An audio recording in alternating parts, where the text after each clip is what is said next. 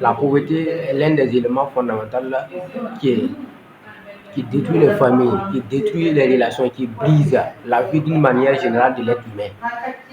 Comme vous le savez, vous devez tout faire pour sortir de cette situation qu'on appelle la pauvreté. Mais comment vous allez faire pour sortir de cette situation si vous ne savez même pas qu'est-ce que c'est que la pauvreté et quelles sont les différentes étapes de la pauvreté? Parce que la pauvreté a différentes étapes. Donc, mais beaucoup de personnes se contentent uniquement sur la pauvreté financière et matérielle. Donc, dès lors que la personne n'a pas d'argent ou n'a pas de immeubles, on dit que la personne est pauvre.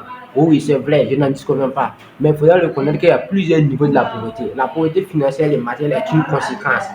Voilà, la pauvreté financière et matérielle n'est pas la pauvreté réelle. La pauvreté a plusieurs niveaux.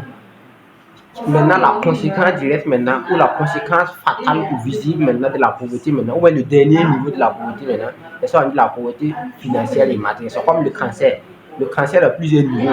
Il y a la cirrhose, en tout cas, il y a plusieurs étapes jusqu'à l'étape maintenant de la cancérisation, où on dit que maintenant la personne maintenant souffre d'un cancer. Il y a plusieurs étapes qui viennent. Donc, c'est la même chose avec la pauvreté financière et matérielle. Si vous venez de me découvrir, moi c'est Adama Sawadoko. Dans cette chaîne-là, je parle du business, de l'intelligence financière et de la technologie.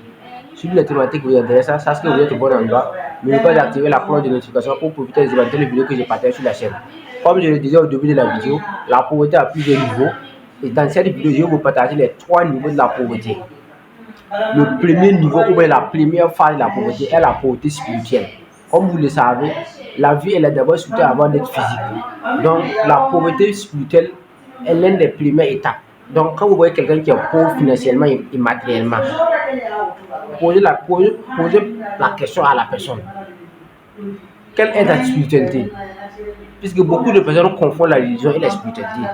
Voilà, ça c'est de 1. Et de 2, beaucoup de personnes même ne respectent pas les principes de leur spiritualité. Par exemple, si tu me dis que tu es chrétien, quels sont les principes de la Bible? Quels sont les principes bibliques que tu dois respecter?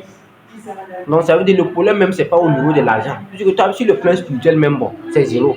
C'est la même chose que sur le musulman. Si tu me dis que tu es musulman, quels sont les principes de la religion musulmane? Appliques-tu ces principes? C'est ça. Donc la première étape même de la pauvreté, c'est la pauvreté spirituelle. Un homme peut vivre sans la religion, mais impossible sans la spiritualité. Aucune richesse n'est possible sans la spiritualité. Et aucune spiritualité n'est possible sans la richesse. La preuve, pour que les guides religieux ne vivent pas dans la misère, les pasteurs, les imams, pour qu'ils ne vivent pas dans la misère. Parce que ça ne fonctionne pas. La religion, la spiritualité a un lien avec la richesse. Donc, le premier niveau même de la pauvreté financière et matérielle est la pauvreté spirituelle. Donc, dès lors même que tu ne connais même pas quelle est ta spiritualité, de 2, tu ne respectes pas les principes de spiritualité, ne sois pas étonné que sur le plan financier et matériel, voilà, c'est peine perdue. Alors, même les grandes entreprises que vous voyez, que ce soit les grandes entreprises comme les Facebook, le Google, le Microsoft, les Alibaba qui fait le tour du monde, ce sont des entreprises qui ont un ancrage spirituel extrêmement puissant. Il ne faut pas qu'il y ait une entreprise dans un pays et puis les entreprises se retrouvent dans tout le monde entier sans qu'il n'y ait pas un ancrage extrêmement spirituel. Donc le premier niveau de la pauvreté est la pauvreté spirituelle et le deuxième niveau maintenant de la pauvreté est la pauvreté mentale, plus précisément l'auto-éducation. En Afrique, beaucoup de personnes passent leur temps à investir de l'argent dans les matériels, c'est-à-dire à acheter des engins, à construire des maisons, des immeubles, à consommer de la technologie importée, genre les téléphones, les voitures, à construire des maisons, à acheter des habits, à faire toutes sortes et oublient maintenant leur propre éducation. Or, pourtant, Nelson Mandela disait que l'éducation est l'arme la plus importante avec laquelle on peut changer le monde. Tout part de l'éducation. Sans éducation, il n'y a pas de développement. Le développement d'un pays commence par le développement de la ressource humaine. Donc, dès lors que la ressource humaine n'est pas suffisamment qualifiée, ça va être très très compliqué de développer un pays. C'est pourquoi les pays comme les États-Unis, la Chine, l'Inde, quand tu vas côté ces pays-là, tu vas te rendre compte sur le plan éducation, ils sont totalement blindés. Voilà, ce ne sont pas des gens qui jouent avec leur éducation.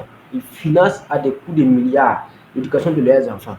Par exemple, je vais prendre un pays comme les États-Unis, à bas âge, même les matières qu'on achète aux enfants à bas âge, c'est de haut niveau. Mais en Afrique, ici, si tu viens même pour parler d'une formation de 100 000, le gars va prendre les 100 000 divisé par 12 000 pour te dire que ça fait 8 sacs de riz. Que lui va jamais prendre 8 sacs de riz, aller acheter une formation d'une journée. Bon, parce que lui, son cerveau est déjà programmé en 1 000 € ou bien en sac de riz. Donc, dès lors que ton cerveau est programmé en 1 000 €, Bon, je suis vraiment désolé, mais ça va pas donner. Donc, le seul problème, l'un des piliers, l'une des phases de la pauvreté financière et matérielle est la pauvreté mentale. Plus précisément, la pauvreté éducationnelle. Qu'est-ce que tu as appris? Qu'est-ce que tu connais faire? Quelles sont tes compétences? Donc, c'est ça le problème. Et maintenant, la dernière étape, maintenant, c'est la pauvreté financière et matérielle. Donc, comme je le disais, quand quelqu'un est atteint de la pauvreté financière et matérielle, il y a deux autres types de pauvreté que vous ne voyez pas. Plus précisément, la pauvreté spirituelle. Quelle est ta spiritualité? Respecte-t-il les principes de ta spiritualité? Et ensuite, maintenant, la pauvreté mentale. Et par conséquent, maintenant, la pauvreté financière. Donc, la pauvreté financière et matérielle est une conséquence de la pauvreté spirituelle mentale. Voilà, donc dès lors que vous arrivez à distinguer maintenant, on peut résoudre maintenant les problèmes. Là, tu vas aller maintenant de façon ascendante pour essayer maintenant de voir même quelle est ta spiritualité, respecter les principes de spiritualité. Et ensuite, maintenant, tu reviens maintenant au niveau de l'éducation. Commence à te former, commence à lire les livres sur l'éducation financière. Parce que la base même de la liberté financière, c'est l'éducation financière. Il faut d'abord lire les livres, connaître même les b.a.-ba de la finance. Voilà, les b.a.-ba, qu'est-ce qu'un actif, qu'est-ce qu'un passif? Quels sont les intérêts, quels sont les dividendes, qu'est-ce que l'inflation? On dit l'inflation, c'est quoi? Donc, tu dois maîtriser même les bases de l'éducation financière. Tout ça, ça s'apprend. Il faut forcément lire des livres sur l'éducation financière. Bon, le livre qui a été lu sur l'éducation financière. Donc, tout ça, ça rentre maintenant en compte. Donc, dès lors maintenant que tu as validé maintenant ce stage, maintenant, tu attaques maintenant à la richesse de l'argent. Donc, la richesse financière et matérielle va couler. C'est une conséquence. On ne poursuit pas, on attire. Voilà, c'est pourquoi Guy disait que le succès n'est pas quelque chose qu'on poursuit, mais c'est quelque chose qu'on attire en devenant attirant. Donc, la richesse financière et matérielle aussi est une conséquence. Ça doit être quelque chose qui vient. Ça ne doit pas être quelque chose qu'on attire, qu'on poursuit plutôt, mais qu'on attire en devenant attirant. Donc, c'était les trois niveaux de la pauvreté que je voulais vous parler dans cette vidéo. Et comme toujours, c'était Adama Sawano. Si vous voulez, et le connaître sur le chemin.